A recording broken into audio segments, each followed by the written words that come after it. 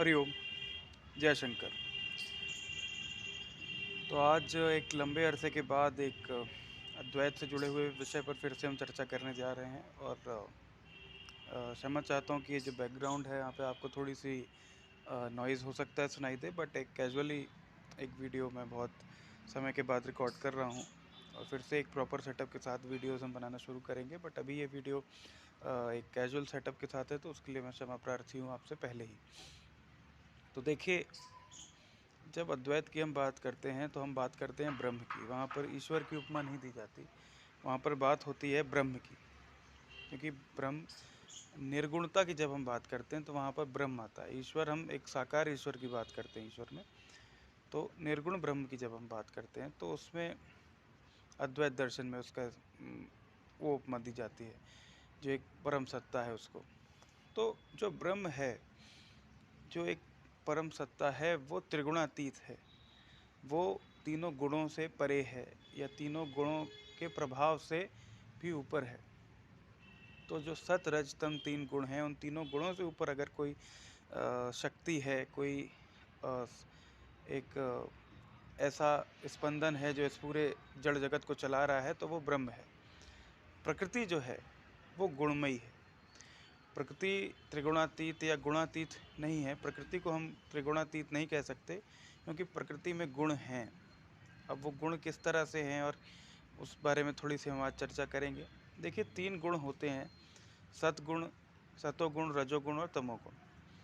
अब प्रकृति के ही ये 3 गुण हैं और इन तीनों गुणों से ही जो संपूर्ण जड़ जगत है और जो सूक्ष्म जगत है उसका निर्माण होता है। यहाँ तक कि जो हमारे शरीर हैं उसका भी निर्माण इसी तरह से होता है। हमने पंचीकरण की बात पिछले एक वीडियो में करी थी कि पंचीकरण की प्रक्रिया क्या होती है, जिसमें 5 जो स्थूल भूत हैं, जो सूक्ष्म महाभूत हैं, वो तन्मात्रा रूप में स्थित होते हैं बॉडीली क्वांटिटीज़ में, उनके द्वारा हमारा शरीर फॉर्म होता है। तो बहरहाल उस विषय में नहीं जाएंगे इस बार हम। तो बात करेंगे कि प्रकृति किस तरह से त्रिगुणातीत नहीं है। प्रकृति में किस तरह से वो 3 गुण हैं और वो इस संपूर्ण स्थूल जगत में, इस ग्रॉस एक्सिस्टेंस में किस तरह से काम करते हैं। तो देखिए, जो 3 गुण हैं, सतोगुण, रजोगुण और तमोगुण, उनकी अपनी-अपनी अभिव्यक्तियाँ हैं। और क्योंकि प्रकृति को हम ये मान सकते हैं कि प्रकृति ब्रह्म की ही एक अभिव्यक्ति है, ब्रह्म की ही एक शक्ति है, तो जो तीनों गुण हैं वो भी ब्रह्म की ही अभिव्यक्ति के रूप में उनको हम समझ सकते हैं। तो जो सतोगुण है वो ईश्वर की या ब्रह्म की ज्ञान शक्ति है। जो रजोगुण है वो ईश्वर की क्रिया शक्ति है और जो तमोगुण है वो ईश्वर की इच्छा शक्ति है। तो ये जो 3 तरह की शक्तियाँ हैं, ये अलग-अलग रूप में इस स्थूल जगत में अभिव्यक्त होती हैं, अलग-अलग तरह से एक्सप्रेस होती हैं। तो ये जो एक्सप्रेशन का फॉर्म है, ये 3 तरह से होता है: ऊष्मा, ऊर्जा और ज्ञान। यानी कि एक जगह पर हीट हम कह सकते हैं ऊष्मा को, ऊर्जा को हम एनर्जी कह सकते हैं और ज्ञान यानी कि नॉलेज, विज़डम। तो जब ईश्वर की ये 3 तरह की शक्तियाँ जड़ वस्तु पर भी पड़ती हैं, तो वो चैतन्य के रूप में प्रतिबिंबित होती है, चैतन्य नहीं होती है। जड़ वस्तु पर चैतन्य का प्रकाश पड़ने से वो चैतन्य के रूप में प्रतिबिंबित होती है, मालूम पड़ती है कि वो चैतन्य है। लेकिन क्योंकि वो वस्तु जड़ है, उस वो निरंतर परिवर्तनशील है, तो उसका वो नाशवान है, वो नाश होगी। तो चैतन्य तो जहाँ का तहाँ है, लेकिन जो वस्तु है वो उसके सामने से हट गई, तो हमें प्रतीत होता है कि वो नष्ट हो गई।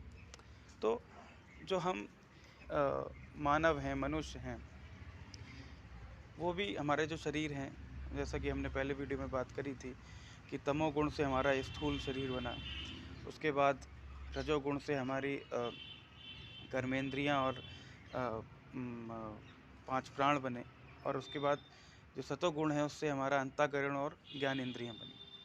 तो उसी तरह से जो इस संपूर्ण जगत में, चाहे वो पशु हों, पक्षी हों, सब हों, सब पर प्रभाव तो है उस चैतन्य का, सब पर वो जो चेतन शक्ति है वो किसी न किसी रूप में परिणत हो रही है, किसी न किसी रूप में अभिव्यक्त हो रही है। लेकिन हमसे अलग इसलिए हमें मालूम पड़ती है क्योंकि सबके अंदर ज्ञान शक्ति नहीं है। क्रिया शक्ति और इच्छा शक्ति तो सभी के अंदर है, पर आपको पक्षियों में भी देखने को मिलेगी, अ, पशुओं में भी देखने को मिलेगी, वृक्षों में भी देखने को मिलेगी। लेकिन ज्ञान शक्ति केवल मनुष्य के पास है, क्योंकि मनुष्य के पास अंतःकरण है। और जो जड़ वस्तुएं भी हैं, उनके पास भी तमोगुण, जो ईश्वर की शक्ति है, जो जो तमोगुण है, जो प्रकृति का, उसका जो ऊष्णा जिस रूप में परिणत होती है, वो तो जड़ वस्तुओं पर भी है। अगर किसी लोहे पर सूर्य की गर्मी की धूप पड़ेगी, तो ना तो उसके पास ऊर्जा है, ना उसके पास ज्ञान है, लेकिन ऊष्णा है। तो जो जड़ वस्तु है वो भी चैतन्य है, कुछ एक अगर इस तरह से हम समझें तो वो भी चैतन्य है, लेकिन उसके पास ज्ञान या उसके पास क्रिया शक्ति नहीं है। हम मनुष्य हैं, हमारे पास इच्छा शक्ति, ज्ञान शक्ति, क्रिया शक्ति, ये तीनों शक्तियाँ हैं।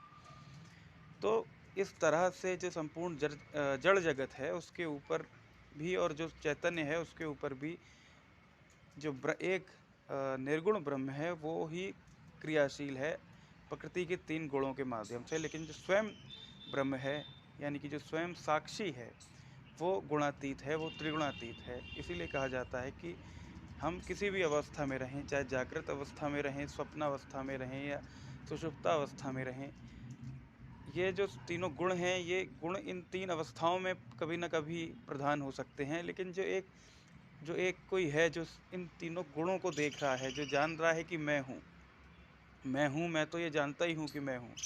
लेकिन कोई एक ऑब्जर्वर है जो ये जानता है, जो स्वप्नावस्था में भी जानता है कि मैं हूँ, वो मैं हूँ।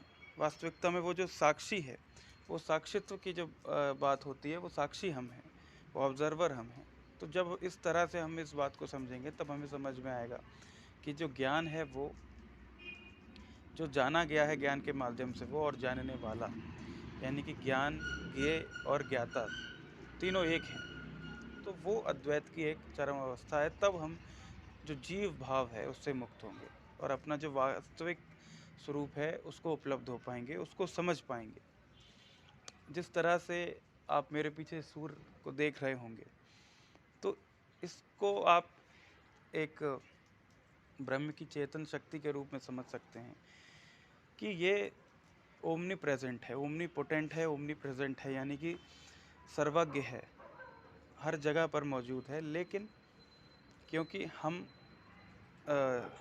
चैतन्य नहीं है, यानी कि हमारा जो ये देह है, हमारा जो सूक्ष्म शरीर है, ये चैतन्य नहीं है, तो हमें मालूम पड़ता है कि ये सूर्य डूब रहा है, सूर्य उग रहा है। लेकिन सूर्य तो जहाँ का तहाँ है, सूर्य का प्रकाश जहाँ का तहाँ है। जो उसके सामने आ जाता है वो चैतन्य हो जाता है, जो सामने से हट जाता है वो आपको मालूम पड़ता है कि वो नष्ट हो गया। जैसे कि सूर्य के सामने अगर आप एक मिरर रखेंगे, तो मिरर उस लाइट को रिफ्लेक्ट करेगा, तो लाइट रिफ्लेक्ट हो रही है, लेकिन वास्तविकता में लाइट का सोर्स तो कोई और है। उस लाइट, सूर्य की लाइट पड़ने से आपको मालूम हो रहा है कि वो लाइट उस मिरर से निकल रही है। तो जड़ वस्तु चैतन्य मालूम होती है चैतन्य की वजह से, चैतन्य की ऊर्जा से, ब्रह्म की ऊर्जा से। तो उस मिरर को अगर आप तोड़ दें तो वो लाइट रिफ्लेक्ट नहीं होगी। तो इसका मतलब ये नहीं हुआ कि उसमें ऊर्जा ख़त्म हो गई। ऊर्जा तो जहाँ की तहाँ है, लेकिन जो सोर्स था लाइट को एमिट करने का, वो नष्ट हो गया, यानी कि ये बॉडी नष्ट हो गई। तो इस तरह से ये शक्ति, जो ईश्वर की जो जो प्रकृति की जो 3 शक्तियाँ हैं, जो 3 गुण हैं, सत रज तम, इस तरह से कार्य करते हैं। लेकिन जो स्वयं ब्रह्म है वो त्रिगुणातीत है। तो एक छोटा सा वीडियो मेरे दिमाग में आया और मैंने सोचा इस वीडियो को अपलोड किया जाए इस चैनल पर। और कोशिश करूँगा मैं कि अब रेगुलरली हम इस चैनल पर जो कंटेंट है उसको लाते रहें। जय शंकर।